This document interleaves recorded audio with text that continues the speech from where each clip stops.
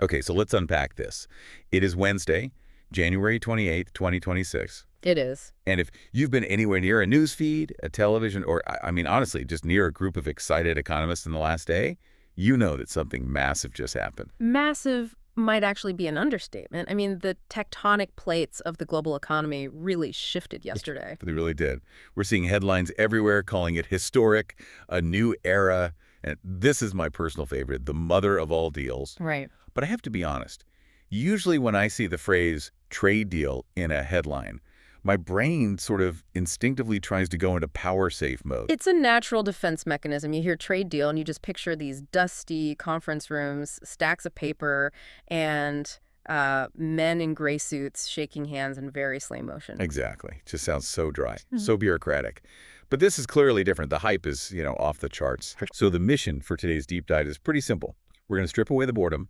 We're going to figure out why everyone is freaking out about what happened yesterday, January 27th, because apparently the world is a different place today than it was on Monday. It is. And to really get why the reaction is so intense, you have to realize this wasn't an overnight thing. What happened yesterday was the finish line of a marathon that has lasted for nearly 20 years. 20 years. So this started back in, what, the mid-2000s? Roughly, yes. I mean, we are talking about almost 2 decades of discussions, of negotiations, stalling, people walking away from the table. Wow. And then starting all over again. It has been a real saga. So when we say the India-European Union Free Trade Agreement, or FTA, was finalized, we're not just talking about a contract being signed. It's Right. like a massive release of pent-up diplomatic pressure. Okay, so this is the big one, the India-EU FTA. This is the big one. And whether you're listening to this on your commute or prepping for a meeting or just trying to figure out why your timeline is full of flag emojis, this is your shortcut. We need to look at who's getting cheaper cars, why the jewelry market is about to explode, and what this actually means for, the global balance of power. That's the key. It's not just about goods. It's about power. I love that. Well, let's dive in. First things first, definitions. Free trade agreement. Yeah. Can you give us the explain like I'm 5 on this, what actually physically happened yesterday? Sure. Let's strip it right down. At its core, an FTA is about removing friction. Imagine trade between 2 countries is like water flowing through a giant pipe. Okay, I'm with you. Got the pipe. Now, normally, governments put up all these valves and filters and little toll booths inside that pipe to slow the water down. These are called tariffs. They're basically just taxes on goods crossing the border. And they do that to protect their own industries, I'm guessing. Exactly. That or to just generate revenue. So if you want to sell your product in my country, you have to pay a fee just to get it in the door. Which makes my product more expensive for your citizens, so they're less likely to buy it. It slows everything down. Precisely. And what happened yesterday is that India and the European Union agreed to take a massive sledgehammer to those valves. They are opening the pipe. So just making it cheaper and faster to move stuff from point A to point B. That's it. It's about opening markets. The goal is to reduce or, in some cases, completely eliminate those tariffs so trade can flow freely. It creates a much smoother buy-sell relationship between the 2 economies. And we aren't talking about a small amount of stuff here, are we? This isn't just a few niche products. Oh, not even close. The scale here is what makes it the mother of all deals. This agreement covers approximately 99% of Indian exports to the EU. Wait, 99%? That's basically everything. It's effectively the entire catalog. And then looking the other way, it covers about 97% of European exports to India. So almost every single physical object that moves between these 2 regions is now going to be subject to these new open rules. That is staggering. I mean, usually these deals have a huge list of exceptions, right? Usually, yes. But the ambition here was total coverage. And you have to think about the human element to really grasp the size of it. This deal links a combined market of nearly 2 billion consumers. 2 billion. That is a number that's just hard to even visualize. It's huge. And if you combine the economies of India and the EU, you're looking at nearly 1/4 of the entire global GDP. Wow. Okay, let me just process that. 1 out of every $4 of value created in the world comes from these 2 places. And until yesterday, there was a wall, or at least a very expensive fence between them, and now the gates have just swung open. That is the perfect analogy. The gates are open. And the crazy thing is, even with the walls up, the trade volume was already significant. In 2025, trade between India and the EU was sitting at around $136 billion. Which already sounds like a lot of money to me. It is a lot of money. But, in the grand scheme of these two massive economies, economists would argue it was actually underperforming. This deal is designed to take that $136 billion and just push it significantly higher. So it's adding fuel to a fire that was already burning. Exactly. But maybe it was just smoldering a bit compared to what it could be. It's amazing to think about how much friction there must have been for 20 years to keep those numbers suppressed. And now, boom, the road is paved. It is a major, major diplomatic achievement. You really can't overstate it. Okay, so let's get specific. I want to move away from the abstract billions in GDP. Yeah. What does this look like for me or for a business owner listening? What's actually crossing the border? What are the goodies in this deal? Well, there's plenty of good stuff on both sides. Let's start with what's heading from Europe into India. Okay. What are Indian consumers going to see in showrooms or on the shelves? So the big headline grabber and the one that's been all over my social media is definitely the automotive sector, luxury cars. Oh, I saw this. The car news is big. It is massive. For a long, long time, if you wanted to buy a European luxury car in India, a BMW, Mercedes, and Audi, you were paying a premium that was, frankly, eye-watering. How bad was it? I know India has always been pretty protective of its own auto industry. Extremely protective. The tariffs were typically up to 110%. 110%. Hold on. You're buying the car, and then you're basically buying a second car just to pay the tax to the government. Essentially, yes. If a car costs, say, $50,000 at the dock, it would cost the dealer over $100,000 before they even put a price tag on it. Okay, that's insane. It made those vehicles incredibly exclusive. But under this new deal, those tariffs are being cut drastically. We're looking at them going down to roughly 30 to 35%. Going from 110 to 30 isn't a discount. That's a completely different price bracket. It changes the entire math. Exactly. It moves these cars from impossible dream to stretch goal for millions of people. It completely changes the competitiveness of European cars in the Indian market. But it's not just cars, right? No, absolutely not. European wine and olive oil, those are two other major categories that have faced really high duties. Those are going to become much more accessible and cheaper in Indian supermarkets. So better cars, better wine, better olive oil, not a bad haul for the Indian consumer. And one more thing for the business side machinery. That's less consumer-facing, but for Indian industries, getting cheaper access to high-quality European machinery is a huge deal for manufacturing. Right, because that powers the factories. If the machines are cheaper, the cost of making things goes down. Precisely. It upgrades the industrial base. Okay, so that's the European stuff coming in. But an FTA has to be a two-way street. What's heading the other way? What's India sending to Europe? This is where it gets really interesting for the Indian economy. One of the biggest winners here is the gems and jewelry sector. Gems and jewelry. I know India's a titan in that space, especially with diamonds, right? Massive. India processes a huge percentage of the world's diamonds. Places like Surat are global hubs for cutting and polishing. But selling the finished jewelry into Europe often came with these tariff barriers. And now? Now those barriers drop.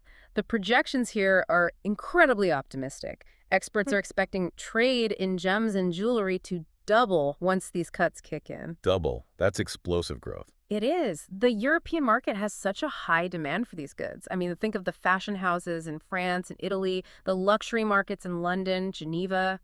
Removing the tax barrier just makes Indian jewelry that much more competitive. That's huge. That connects the workshop in India directly to the boutique in Europe. Absolutely. Then you've got textiles and engineering goods. Those are traditional strongholds for Indian exports garments, fabrics, and they're getting much easier entry into EU markets. Which means more clothes on European racks made in India, probably at a better price point for the buyers there. Correct. And we shouldn't overlook agriculture and marine products. Like seafood and spices. Yes. Fisheries, farmers, they're getting expanded access. So things like Indian shrimp are going to have a smoother path to European dinner tables. So if I'm summarizing this, it's like Indian products become more competitive in Europe because they're cheaper without the taxes, and European products become more affordable in India. That is the buy-sell relationship in a nutshell. It's designed to be a win-win, creating efficiency where there used to be roadblocks. It sounds great on paper. Yeah. But I want to talk about the mood. You said this took 20 years. That is a long time to wait for a signature. So when the leaders finally put pen to paper yesterday, what was the vibe? Was it just a sigh of relief, or was there real excitement? Oh, there was definitely excitement. But it was that mix of relief and triumph. If you look at the reactions from the top leaders, you can see just how high the stakes were. Okay, let's start with Prime Minister Narendra Modi. What was his take on it? He didn't mince words. He called it a new era for the India-EU partnership. New era. That's big talk. Politicians love that phrase, but do you think he means it? I think he does. He went on to say that this day would be remembered forever and called it a milestone in shared history. Remembered forever. He's really planting a flag there. He is, and if you look at his focus areas, he wasn't just talking about trade numbers, he was talking about the impact on people. He emphasized creating jobs. That's always the big promise, isn't it? Jobs. It's the currency of politics. He talked about opening markets for farmers, for manufacturers, and he also touched on deepening technology collaboration. So for him, this isn't just about selling more shirts or jewelry, it's about upgrading the entire economic engine of India. And on the European side, you have Ursula von der Leyen, the EU chief. I mean, she's representing 27 different countries, which must be like herding cats. Getting them all to agree on a trade deal is a miracle in itself. What was her reaction? Her enthusiasm was palpable. She actually just said, "We did it. Short and sweet. We did it." It really captures that, exhaustion and relief after a 20-year marathon.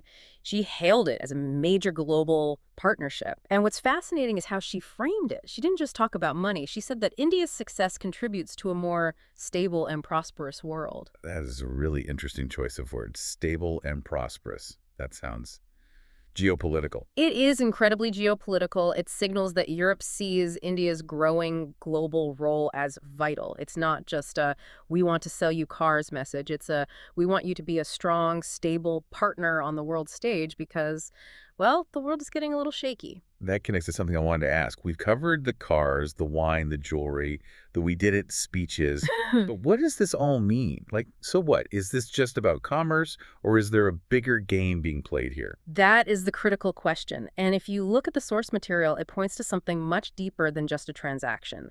This is about strategic cooperation. Strategic cooperation. Unpack that for me. What are they actually cooperating on? It means that both sides are looking at the global map and realizing they need to diversify. They need new best friends, essentially. Right. Moving beyond the traditional partnerships we always hear about. Or maybe moving away from relying on certain other massive economies that have been unreliable lately. Exactly. This deal signals a shift in global trade relationships. For Europe, they are strengthening ties beyond their usual circle. They need access to the massive Indian market, that 2 billion consumer figure we talked about. Europe's economy is mature, it's growing slowly. They need to hook their wagon to a high-growth engine, and India is that engine. Europe needs growth. India has it. Precisely. And they need stronger supply chains. We've all seen in the last few years how fragile global supply chains can be. By linking so closely with India, Europe is trying to build resilience. So it's an insurance policy as much as a trade deal. Don't put all your eggs in one basket. In many ways, yes. And for India, the strategic benefits are just as clear. More exports naturally lead to more manufacturing. If you're selling double the amount of jewelry, you need bigger workshops, more workers. Which circles right back to Modi's point about job creation. Right. And it also brings in that collaboration in services and technology. India wants to be a high-tech hub, not just a manufacturing hub. Partnering with European innovation helps that happen. It really feels like a puzzle piece just clicking into place. That's a great way to put it. It redefines how India connects with markets across the world. And for Europe, it helps secure their economic future by tethering it to a rising power. The aha moment for me is realizing this isn't just about what's on the shelf. It's about who you're shaking hands with in a dangerous world. It's about trust. Trust and stability. When Ursula von der Leyen says this contributes to a stable world, she means that having these two massive democracies economically locked together makes the whole global system a little less wobbly. That makes sense. It's a stabilizing anchor. If 25% of the world's GDP agrees on the rules of the road, it forces everyone else to drive a little more carefully. Exactly. It creates gravity. So to recap, yesterday, January 27, 2026, was a massive day.